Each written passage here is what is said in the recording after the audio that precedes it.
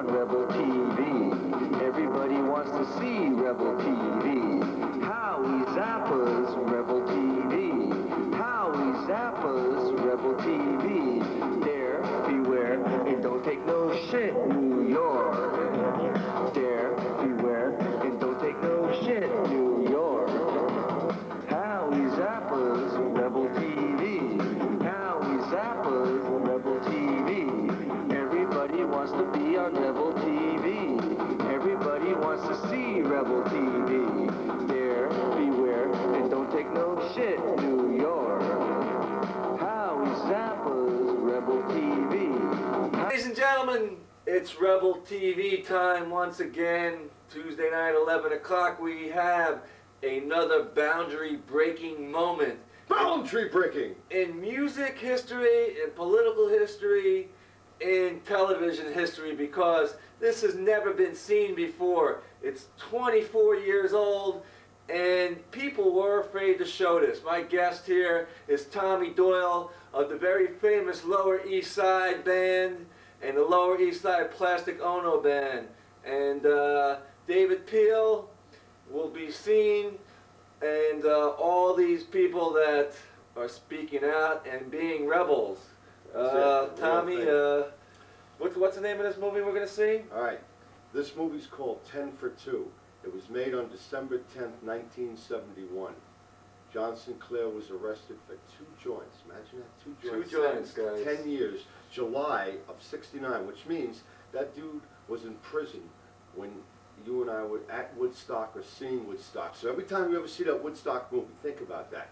That the man who changed quite a bit of history was in prison at that time for just 2 joints. All right, keep in mind, he wasn't a dealer, no problems, no nothing.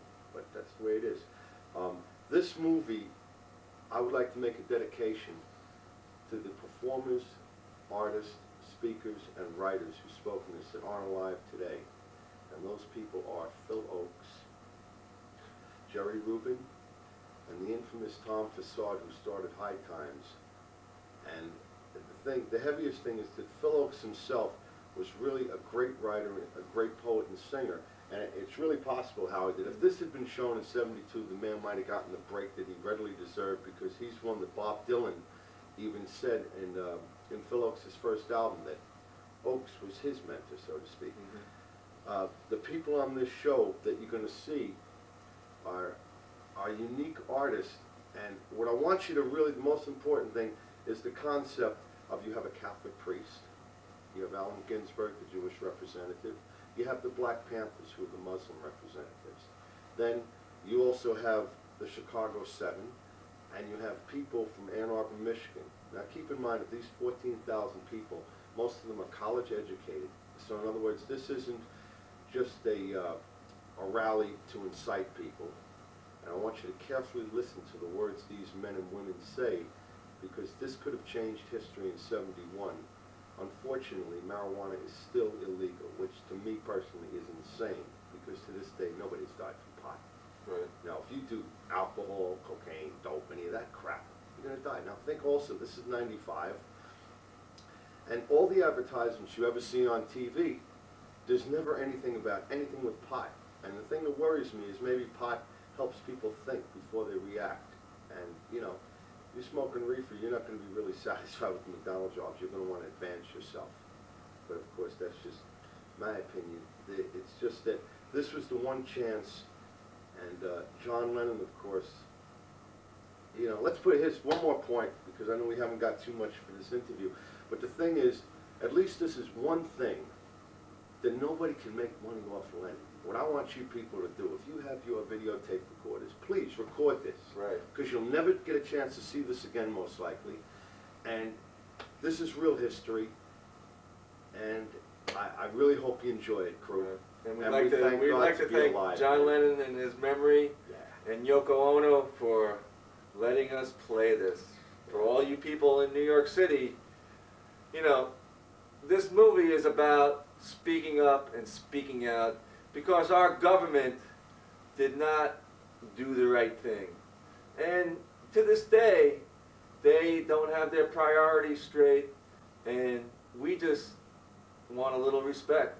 We want them to care about us, because we voted for you guys out there to get elected. So let's go. Let's start this part 1. 10 for 2. Don't be afraid. That's right.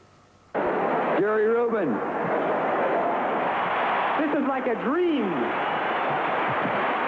Seeing 15,000 people in one place demanding freedom for John Sinclair. You know, he's been jailed 2.5 years for smoking 2 joints. There's such a thing as the solidarity of saliva. And when one pot smoker is in jail, every one of us is in jail. You know, right now, they have 150 prisoners at Attica Penitentiary in New York State isolated, while the government is going one by one to prisoners at Attica who were a part of the rebellion and asking them if they will tattletale, snitch on the 150 who are locked up. And they're going to indict some people at Attica for conspiracy to murder and conspiracy to kidnap, when we know that the real person that should be arrested is Nelson Rockefeller and Richard Nixon for conspiracy and murder in New York. This rally is going to be the first of prison rallies all across this country, demanding that they lay down the bars and let all the prisoners out. It's like a whole cultural renaissance is about to begin. Because all the people that say that the movement, the revolution is over, they ought to see what's going on right here, because it doesn't look over to me. But there are a lot of problems. For example, the amount of heroin and dope that is smoked in the black and white youth communities is really serious. So many young 15, 16, 17-year-old kids who are totally wiped out on downers because they have to find some way to get through the prison of high school, the prison of college, and have to get some way out of the prison of America. And instead of building a revolutionary movement, the amount of heroin that is floating around our communities, we've got to drive the heroin pushers out of all our communities and build a revolution. So we got to go back into this rally and not only free John Sinclair, but free the 200,000 black people in jail, free all the people in jail, defeat Nixon, really end the Vietnam War, end the sick system that poisons our stomachs with food, and build a revolutionary movement. Good night, Bernadine, wherever you are. I pledge allegiance to the bag of marijuana. Made in Mexico. And to the public. That's always go round there. That's always go. 1 nickel for a dime of marijuana forever.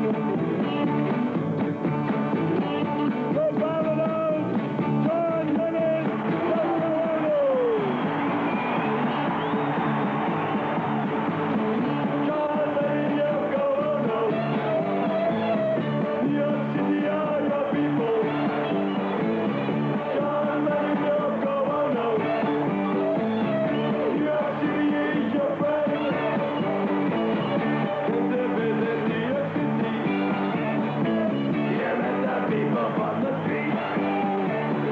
You just the New York City people. You check the New York City beat. John Lennon, Yoko Ono. New York City are your people. John Lennon, Yoko Ono is your friend. You just a move in politics. You had a group in New York trip. New York takes your art and music. New York freaks know how to use it. John Lennon, Yoko Ono. New York City are your people now.